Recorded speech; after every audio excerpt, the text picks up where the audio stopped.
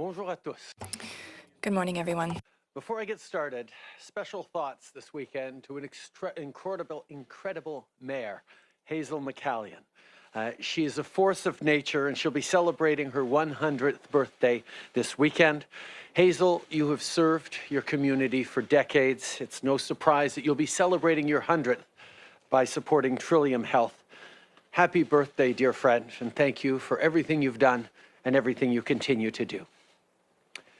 I know that for many people, it won't be possible to spend time with their families on the weekend for St. Valentine's Day. That's not easy. The situation we're in is not easy, but it won't last forever.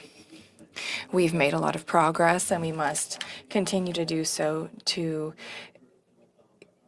get through this pandemic a bit longer. There is hope on the horizon, and we can't give up. Furthermore, today I would like to start by giving an update about vaccines. I talked with the global CEO of Pfizer, Dr. Albert Bourla. Between that conversation and the excellent work done by Minister Anand, we have some updates to share today.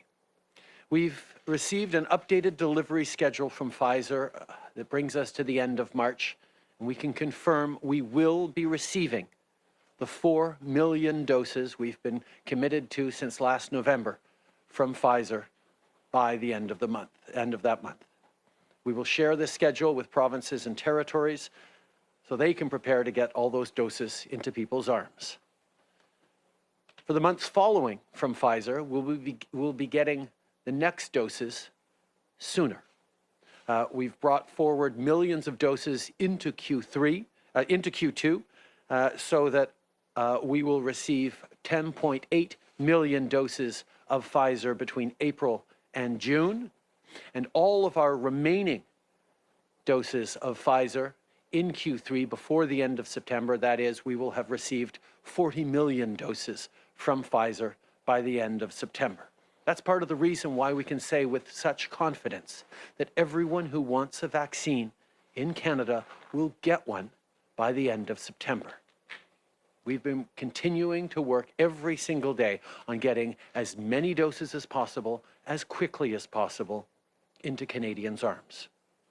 On top of this news on Pfizer, I can also share today that we've purchased 4 million additional doses of the Moderna vaccine, which will be arriving over the summer.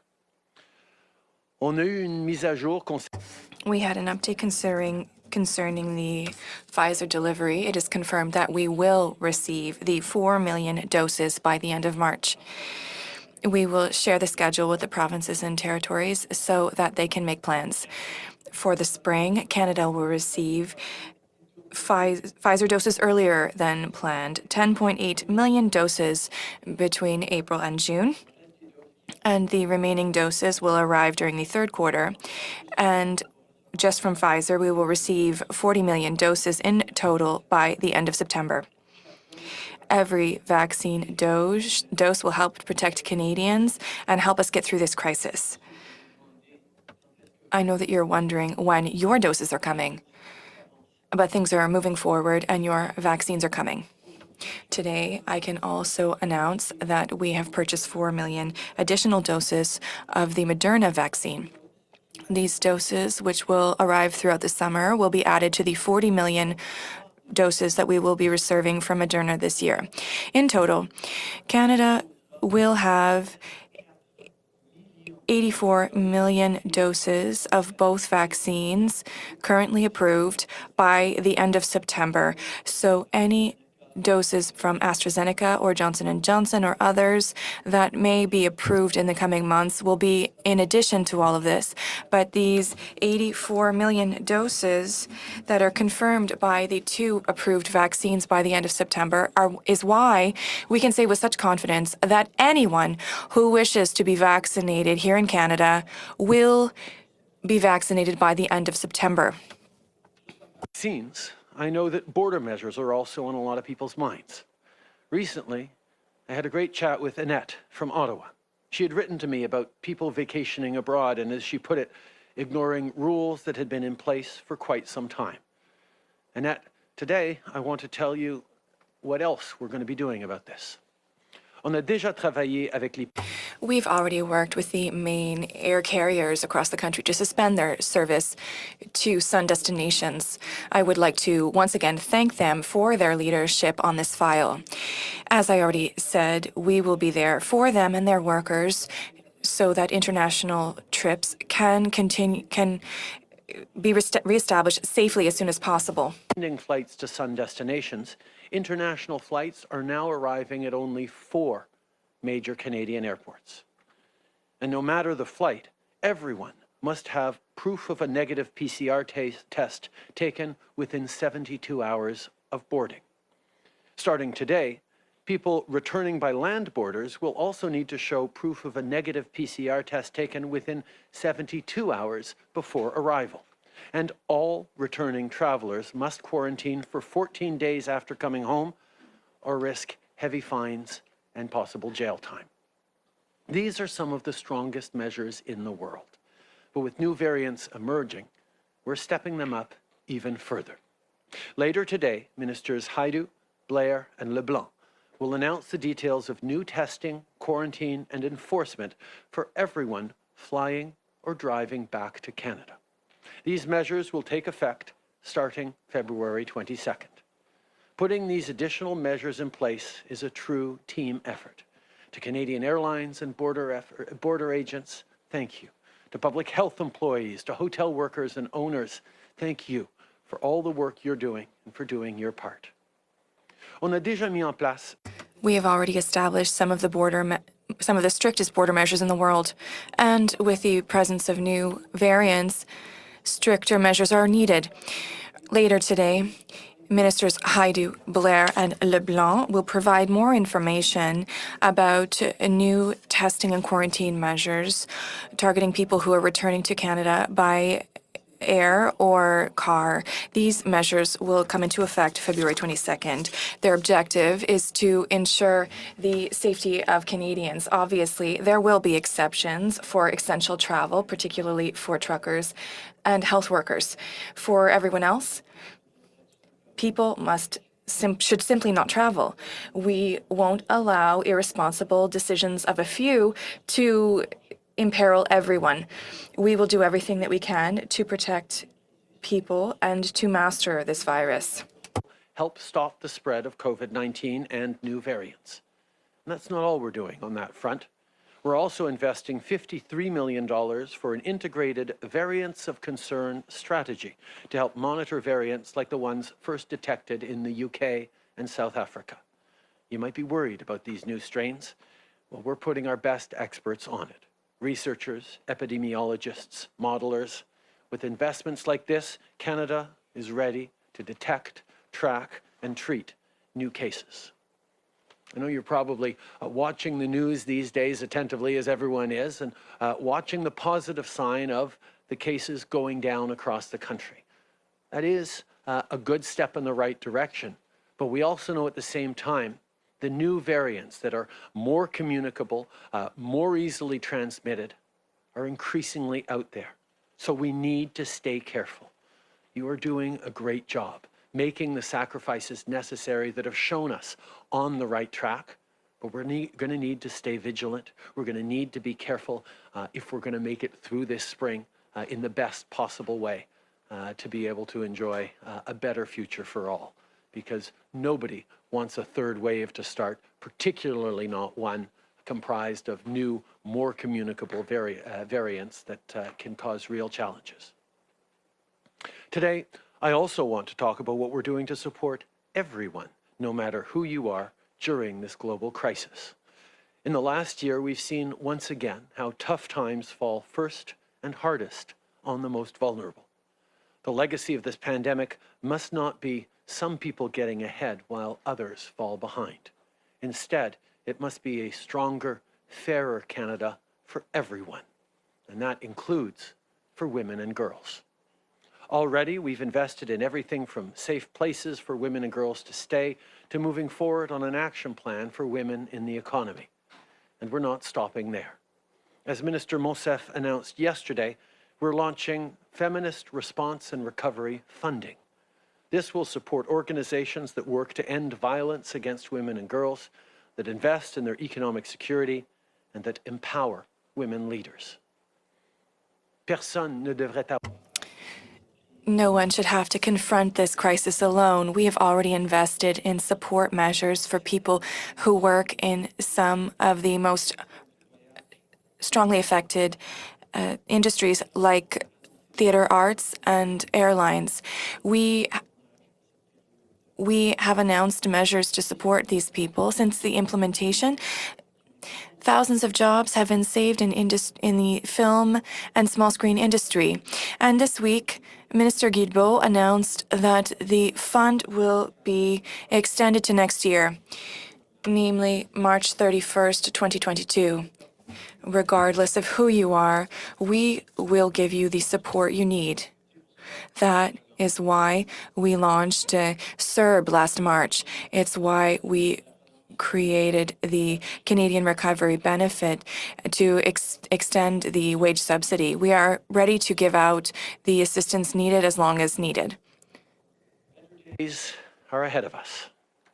On that note, I want to end this morning by wishing everyone a happy Lunar New Year, particularly to those from East Asian communities. The Year of the Ox is particularly apropos for this particular time we're in, as it's about hard work, perseverance, and trustworthiness. I think that's exactly what's going to get us through the coming months. Instead of lion dances and fireworks, this year you might be celebrating by delivering PPE to frontline workers or dropping off groceries to elderly neighbors. Every day, you remind us that diversity is our strength, and it's something that we will always defend.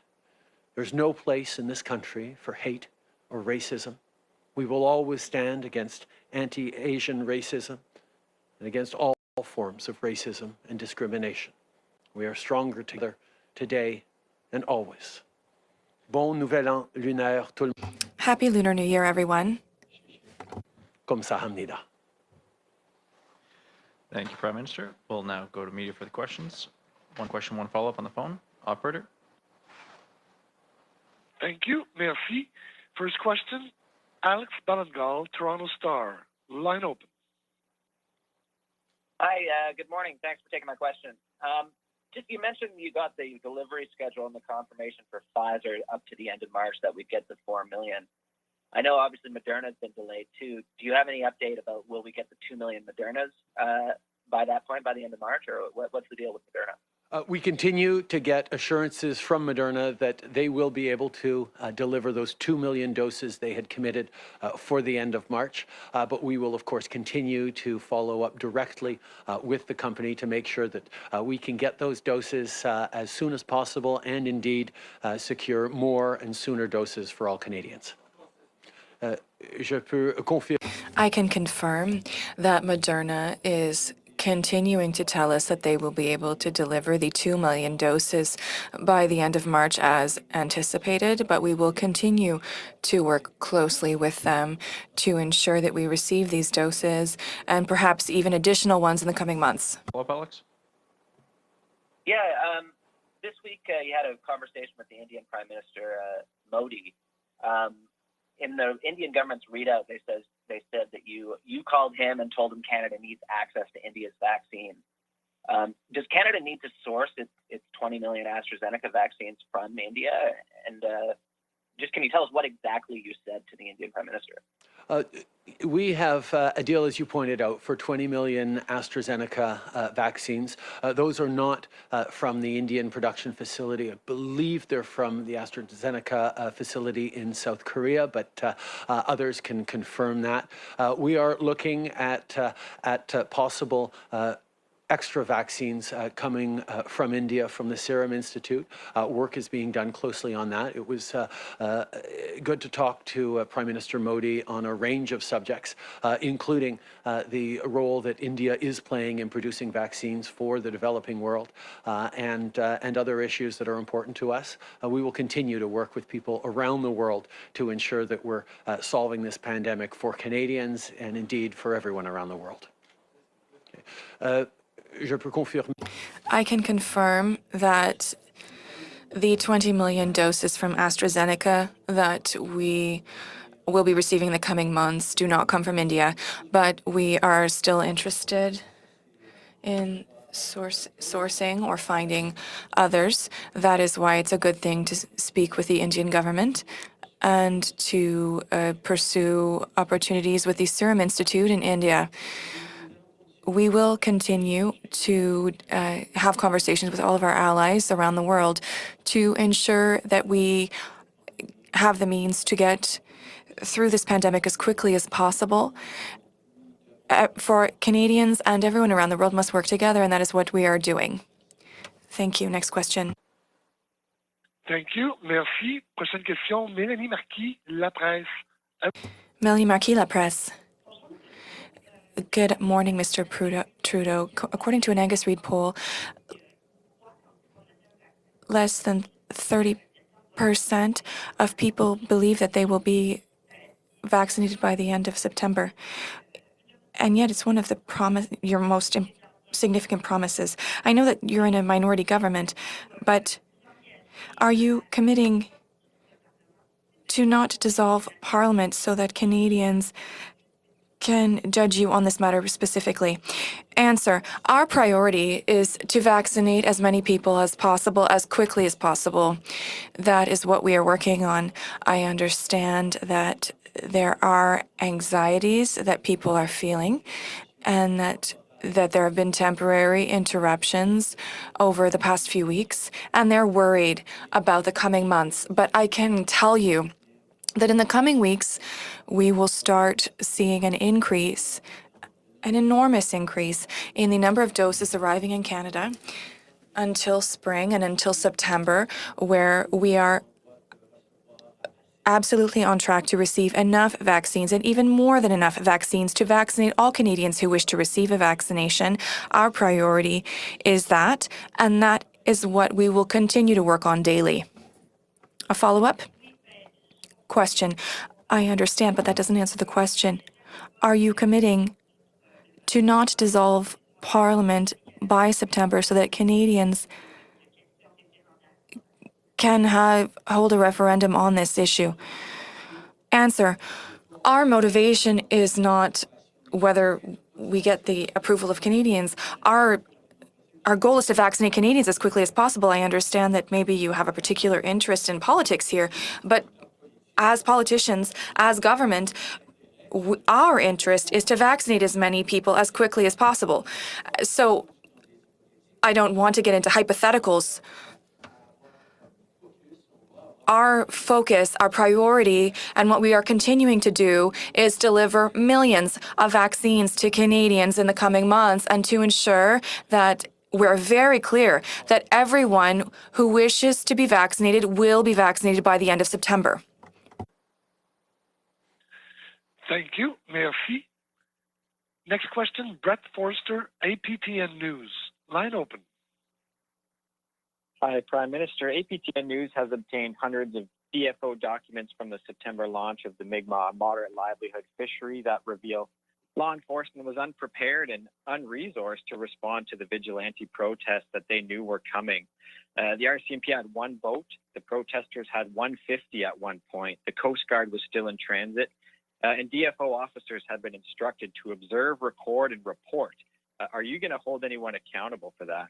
I think all Canadians expect our police forces to be able to respond to difficult situations rapidly and in a way that demonstrates their ability to keep Canadians safe. There are a number of questions being asked about what exactly happened and about the RCMP response around the Mi'kmaq protests and the protests of Mi'kmaq, and we will make sure that we get those answers, not just for the government, but for Canadians. Follow up, Brett? Yeah, can you just explain a little bit what that means? I mean, are you going to personally seek accountability from the federal agencies that allowed this to happen? And if not, what does that say to Indigenous communities who saw the RCMP and the DFO stand by as this violence unfolded? I think there are questions for all different jurisdictions and the police of jurisdictions involved in this. We've certainly worked very closely with the Mi'kmaq over the past many months to resolve this issue and bring non-Indigenous fishers along. It is unacceptable to have seen any form of violence and intimidation of Indigenous fishers in this situation, and people have questions that they are expecting answers to, and I am one of those people. Bonjour, M. Trudeau. Louis Blouin, Radio-Canada. Good morning, Mr. Trudeau. Question: have you made a decision about possible exemptions to these travel restrictions? We know that a solution that was found for Olympic and Paralympic athletes. There are some people who are very concerned about going overseas for medical treatment, for example, or people who must travel for humanitarian reasons, for funerals, for example, and people who are worried. What would you tell them today? Answer: we already know that essential workers are protected and don't have to go through the same restrictions. We need to count on our truckers, on frontline workers in our health system who sometimes must cross borders. We are trying to keep Canadians safe, but we will also look at making necessary exceptions on a case-by-case basis for people in specific conditions. Our goal is not to punish people. Our goal is to protect and to discourage any non-essential travel. That is the work that we will do. If there are exceptional situations, then our priority is to do everything to protect the safety of all Canadians. Obviously, we've taken significant measures to keep Canadians safe, particularly given the threat of these new variants that are being developed or that are emerging elsewhere around the world. We know that our border measures are in place. There are already a number of exceptions for essential travelers, and we're continuing to look at ways to make sure that we're keeping them safe and Canadians safe, even as essential trade and medical services crisscross the border. At the same time, we're aware that we need to be thoughtful and compassionate about people who are in extremely difficult situations and absolutely need to travel. We're not trying to punish people. We're trying to keep people safe. And keeping Canadians safe from the viruses and discouraging all non-essential travel and ensuring that if people do have to travel, they're doing the things that we can be certain are going to prevent the virus from spreading further in Canada, particularly given new variants. We will continue to work with people and the ministers involved. We'll continue to watch closely for additions or adjustments that need to be made to these measures. But every step of the way, what we're doing is to keep all Canadians safe. Hi, Prime Minister. Tom Perry, CBC.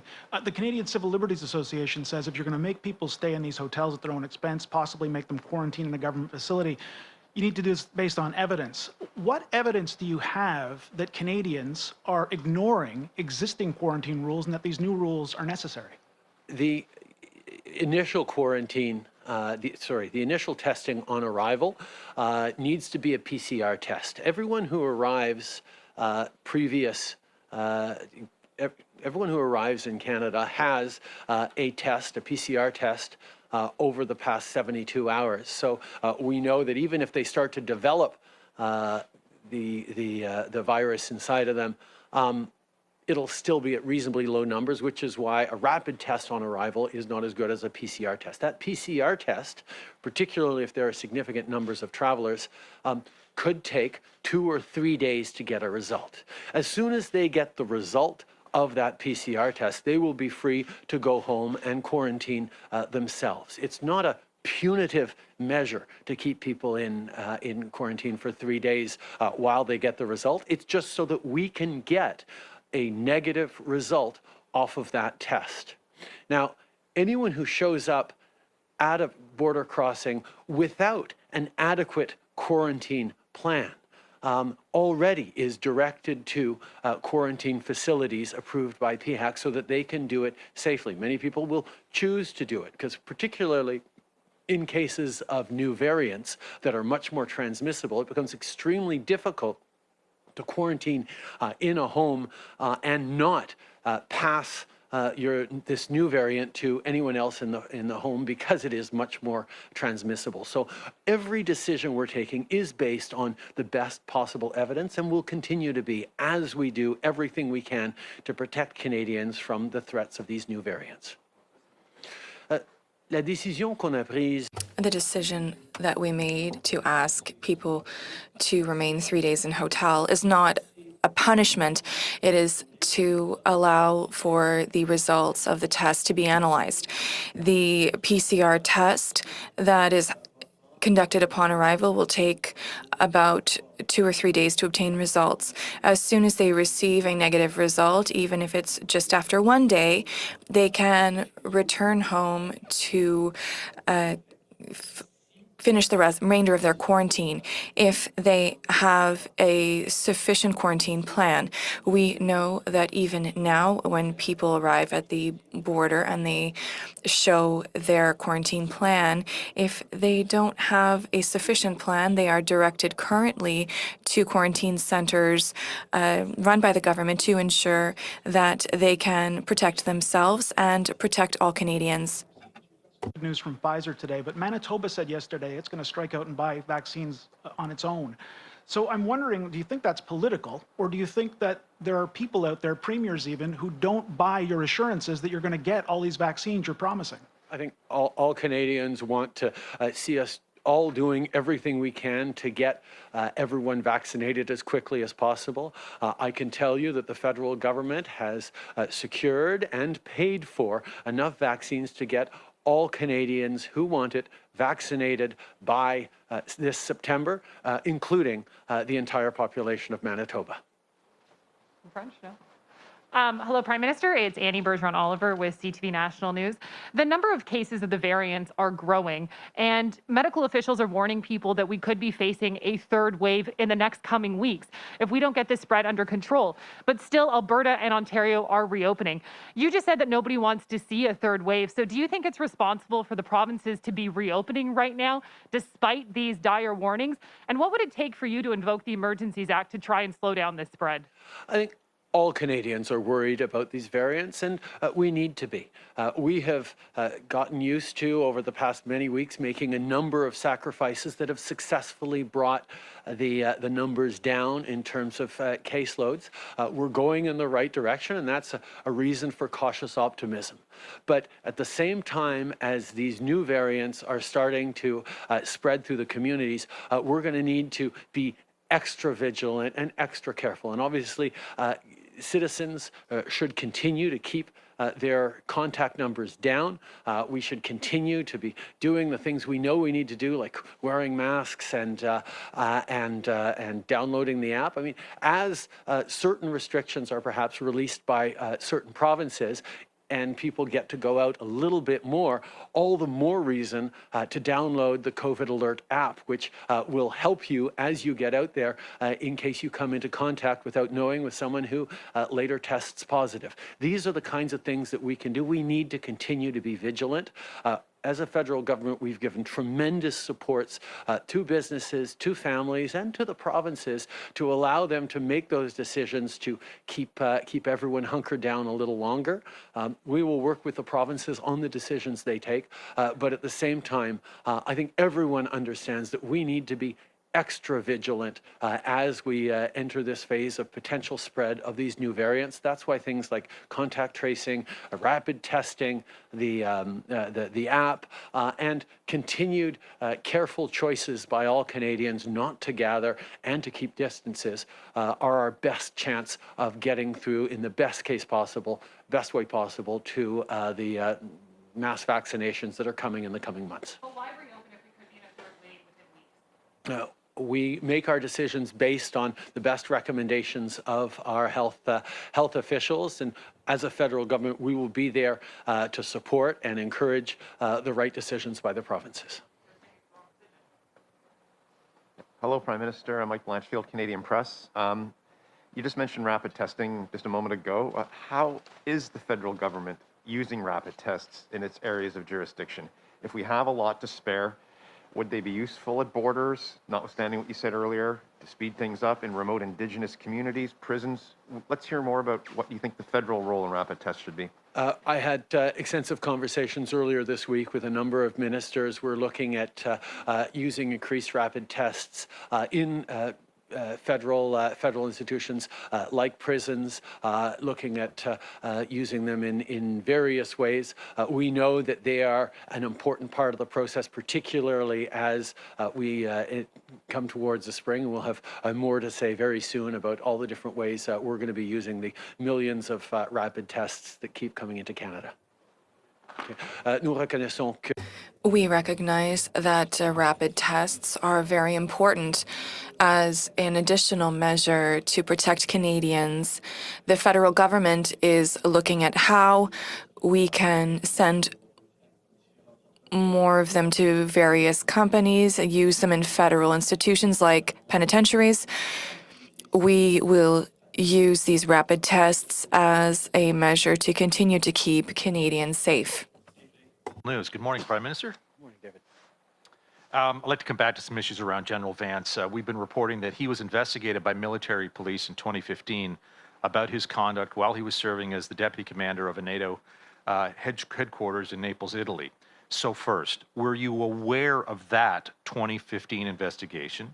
And more broadly, and we've asked before, but we have not heard you answer this, were you aware of any concerns about General Vance's behavior towards subordinate women? First of all, I wasn't yet Prime Minister when General Vance was selected in 2015, so there are processes that happened before we came into office that I can't speak to. At the same time, I want to reassure everyone that we always take these allegations extremely seriously. As a government, we have strengthened our measures in place. We have empowered the processes that oversee and investigate and review these issues, and we will continue to make sure that all the right steps are followed, that we continue to ensure that everyone has the right to a safe workplace, whether they work for the Canadian government, the Canadian military, or quite frankly, any workplace in this country. It's a commitment that we take very, very seriously, and we will continue to do everything we need to keep everyone safe. I can reassure everyone that our government takes the responsibility of ensuring a safe workplace very seriously. We will always follow the rules, and we will always seek to strengthen the processes and tools to ensure the safety of everyone and follow up on any allegation. Thank you. Good day, everyone.